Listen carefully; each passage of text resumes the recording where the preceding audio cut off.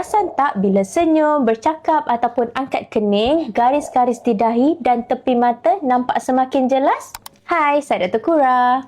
Ramai ingat penggunaan skincare dah mencukupi untuk menghilangkan garis ini.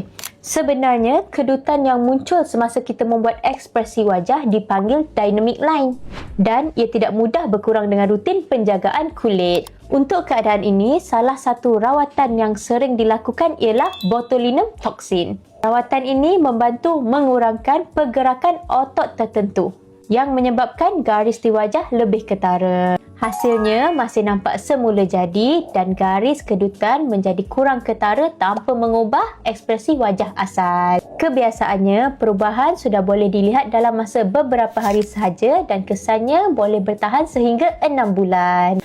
Anda juga boleh melihat di mana kedutan di dahi dan tepi mata nampak lebih halus tetapi masih menunjukkan wajah yang natural. Kalau nak tahu pilihan rawatan yang sesuai untuk anda, boleh datang berjumpa doktor kami di Hesa Klinik. Bye-bye!